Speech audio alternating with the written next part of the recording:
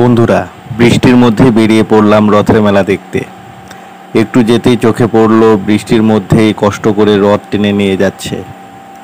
বেশ কয়েকদিন ধরে বৃষ্টি হচ্ছে। প্রতি বছর রথের সময় এরকম বৃষ্টি হয়, কিন্তু এবার একটু বেশি বৃষ্টি হচ্ছে। বৃষ্টির জন্য বিকেলবেলায় মেলার জন্য বেরিয়ে পড়লাম।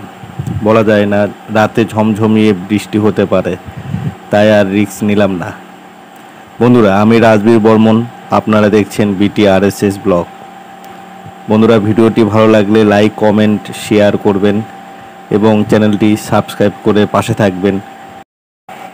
অবশেষে চলে এলাম মেলাতে। মেলার অবস্থা দেখে আমি তো অবাক, পুরো কাদা হয়ে আছে। কি আর করার, বৃষ্টি যতই হোক আর কাদা যতই হোক, আমরা বাঙালি, মেলা তো আমাদের পুরোটা ঘুরে দেখতেই হবে। কিন্তু দোকানদারদের জন্য কষ্ট হচ্ছে, বৃষ্টির জন্য তাদের অনেকটাই অসুবিধায় পড়তে হচ্ছে। বন্ধুরা, আজকে আমরা যে মেলাতে এসেছি সেটি হলো উত্তরবঙ্গের সুপ্রাচীন জগন্নাথ দেবের মন্দির অধিষ্ঠিত দক্ষিণ দিনাজপুর জেলার হিলি ব্লকের বিনশিরা গ্রামে। দিনাজপুর জেলার বিশাল প্রাচীন সমৃদ্ধশালী গ্রাম ছিল এই বিনশিরা। হিলি বালুঘাটগামী 512 নং জাতীয় সড়ক ধরে তিওর প্রাচীন মোড় থেকে দক্ষিণমুখী দক্ষিণ দিনাজপুরের সব থেকে পুরনো ও ঐতিহ্যবাহী রথযাত্রাটি হয়ে আসছে। শতাব্দী প্রাচীন এই রথযাত্রাটি শুরু করেন স্বর্গীয় সর্বেশ্বর লাহা। লাহা ও বৈষ্ণব সম্প্রদায় অধ্যুষিত প্রাচীন সমৃদ্ধশালী একটি জনপদের নাম বিনশিরা। দিনাজপুরের রাজা জগদীশনাথ রায় বাহাদুরের অধীনে এই বিনশিরা গ্রামের প্রভাব প্রতিপত্তিশালী মাননীয় সর্বেশ্বর লাহা ছিলেন খাজনাদার বা পাটালি। তার 3300 বিঘা জমি ছিল। তিনি প্রতিষ্ঠা করেন বিনশিরার এই রথ। লোকমুখে শোনা যায় 1921 সাল নাগাদে রথযাত্রার দিন জৈনক এক বাউল বৈষ্ণব সাধক সর্বেশ্বর লাহার বাড়িতে আসেন। সেই সাধকের অলৌকিক প্রভাবে সর্বেশ্বর লাহা মোহিত হয়ে পড়েন এবং দীর্ঘ কয়েক মাস তিনি অভিহিত হয়ে থাকেন। এরপর তিনি বৈষ্ণব ধর্ম গ্রহণ করেন এবং আপন ভদ্রাসনে শ্রী শ্রী জগন্নাথ দেবের মন্দির ও নাট্যমঞ্চ প্রতিষ্ঠা করেন। পরবর্তীতে সর্বেশ্বর লাহার মৃত্যুর পর তার দুই পুত্র নিতাই চন্দ্র দাস লাহা এবং সুধাংশু লাহা এই দেবত্ব সম্পত্তির ওছি ও সেবায়েত হিসেবে নিযুক্ত হন।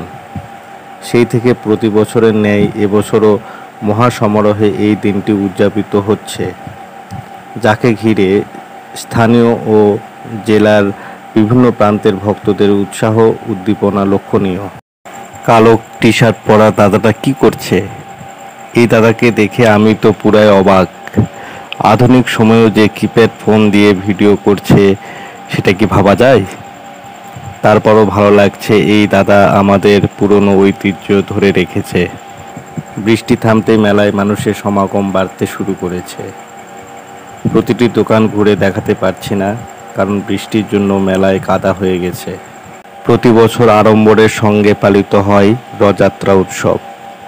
এই রথযাত্রা উৎসবে জগন্নাথ, বলরাম ও সুভদ্রার বিশেষ পুজোর আয়োজন করেন ভক্তরা। তবে কবে থেকে শুরু হয়েছিল রথযাত্রা উৎসব আপনারা কি জানেন? চলুন তাহলে জেনে নেওয়া যাক। প্রতি বছর শুক্লপক্ষের দ্বিতীয়া তিথিতে পালিত হয় রথযাত্রা উৎসব, আর রথের এক সপ্তাহ পরেই পালিত হয় উল্টো রথ। কথিত আছে, একবার বোন সুভদ্রার শহর দেখার ইচ্ছে হয়েছিল। সেই সময় বলরাম ও জগন্নাথ দেব তাকে রথে চড়ে শহর ভ্রমণ করতে নিয়ে যান। শহর ভ্রমণের পর তারা মাসির বাড়ি পৌঁছালেন। 7 দিন সেখানেই ছিলেন। সেই সময় থেকেই নাকি রথযাত্রার প্রচলন হয়ে আসছে। জগন্নাথ মন্দির 4 ধামের মধ্যে অন্যতম একটি পবিত্র তীর্থস্থান। হিন্দু ধর্মে 4 ধামের যাত্রা অত্যন্ত শুভ বলে মনে করা হয়। বন্ধুরা, এরকম ভিডিও পেতে চ্যানেলটির সাথেই থাকবেন। ভিডিওটি ভালো লাগলে অবশ্যই বেশি বেশি শেয়ার করবেন। আজকে এই পর্যন্তই, দেখা হবে পরের ব্লগে। সবার সুস্থতা এবং মঙ্গল কামনা করে শেষ করছি।